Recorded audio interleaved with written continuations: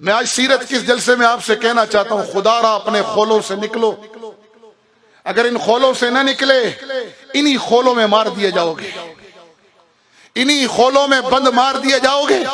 کیا ظلم ہے؟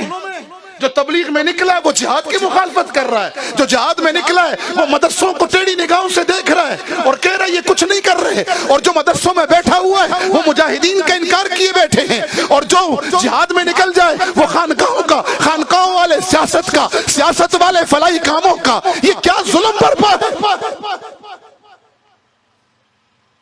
تم نبی کی امتی ہو یا کسی شعبے کے غلام ہو؟ تم نے رسول اللہ کی غلامی کا توق پہنا ہے یا کسی شعبے کی غلامی کا توق پہنا ہے؟ اگر یہ کام تم اپنے باپ کے گھر سے لائے تھے پھر لڑو، کیونکہ یہ تمہارے باپ کی جائیداد ہے۔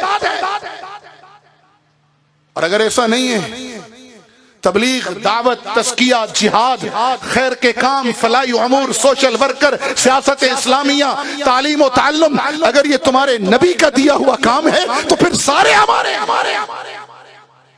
کیوں تقسیم ڈال رکھی ہے؟ ایک چلہ لگاتے نہیں، علماء پر باتیں شروع ہو جاتی ہیں، جہاد کے میدانوں کا ایک پھیرا لگتا نہیں ہے اور خانقاہوں پہ باتیں شروع ہو جاتی ہیں۔ دو ضربیں لگانی ابھی آئی نہیں ہیں، پہلے لطیفے کا سبق ابھی پار کیا نہیں ہے اور بیٹھ کر انگلیاں اٹھاتے ہو سوشل ورکروں پر، اور ان کو دیکھو سوشل ورکر بن گئے، کنویں کھود رہے، نمازوں سے غافل ہیں، شادیاں کرا رہے ہیں، دین سے غافل ہیں، جہاد سے غافل ہیں، عبادت سے غافل ہیں، تزکیے سے غافل ہیں، اور سیاست اسلامیہ کر رہے ہو تو باقیوں کا انکار مت کرو۔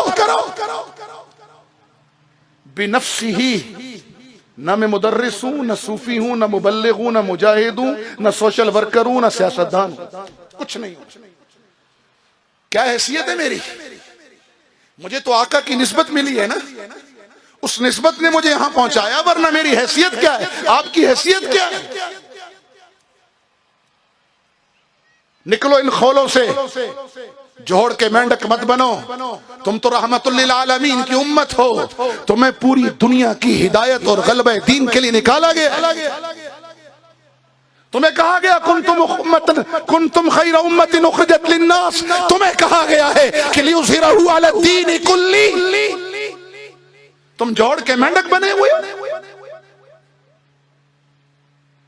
تبلیغ اگر تمہارے باپ کا، میرے باپ کا کام ہے تو پھر لگے رہو، پھر سب کا انکار کر دو۔ جہاد باپ کے گھر سے لے کر آئے ہو تو سب کا انکار کرو، ایسا نہیں ہے۔ میں مجاہد اس لیے ہوں کہ میرا نبی مجاہد اعظم تھا، میں مبلغ اس لیے ہوں کہ بلغ ما انزل الیک من ربک، یہ آیتیں میرے نبی پہ نازل ہوئی ہیں، میرا نبی مبلغ اعظم تھا۔ میں تزکیہ اس لیے کر رہا ہوں اور کرا رہا ہوں کہ میرے نبی کی ذمہ داریوں میں تھا وَيُزَكِّيهِمْ، جی ہاں میں خدمت خلق اس لیے کر رہا ہوں کہ میرے نبی نے فرمایا تھا خیر الناس من ينفع الناس۔ میں سیاست اسلامیہ میں اس لیے نوکر بن کے چلتا ہوں اپنے اکابر کا کہ میرے نبی نے تخت مدینہ پر بیٹھ کر سیاست اسلامیہ کی بنیاد ہی نہیں رکھی، کر کے دکھائی ہے۔ اور میں مدرسوں کا نوکر اس لیے ہوں، میں علماء کی جوتیاں اس لیے سیدھی کرتا ہوں، ان کو وارث انبیاء اس لیے سمجھتا ہوں کہ میرے نبی نے فرمایا انما بعثت معلما، اور میں تو آیا ہی معلم بن کر ہوں۔ تو اگر محمدی ہو تو پھر اعلان کرو مدرسے بھی ہمارے ہیں، فلاحی کام بھی ہمارا ہے، تبلیغ بھی ہماری ہے، جہاد بھی ہمارا ہے، سیاست بھی ہماری ہے۔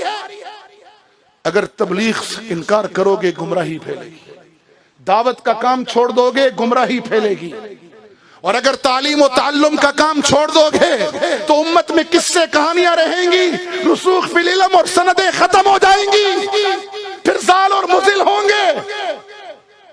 اور اگر تزکیہ نفس چھوڑ دو گے لوگ شیطان سے بڑے نفس پرست بن جائیں گے، اور اگر جہاد چھوڑ دو گے تو 1.5 ارب ہو کر بھی ذلیل ہو جاؤ گے، اور اپنے بھائی کے منہ میں خود نوالا نہیں ڈالو گے تو کافر این جی او نوالا ڈالیں گی، ایمان لے جائیں گی۔ اور اگر سیاست اسلامیہ کے علم برداروں کے ساتھ نہیں چلو گے تو تمہاری اجتماعی قد کو، کمیونٹی کو بدترین نقصان سے دوچار ہونا پڑے گا۔ سمجھو بات کو، نکلو جغرافیہ پرستی سے، نکلو قومیت و صوبائیت اور فرقوں کی لعنت سے، تم محمدی ہو۔ جنگ عظیم دوم میں 1 करोड़ काफिर ने मारा। जर्मन ने फ्रांस को मारा, फ्रांस ने जर्मन को मारा, जी हाँ, इसी बर्तानिया ने जापान को मारा, इसी जापान ने अमेरिकी बेड़ों के अंदर अपने जहाज डालकर बेड़े तोड़े, और इसी अमेरिका ने फिर जापान पर एटम बम मारा। 1 करोड़ काफिर के हाथों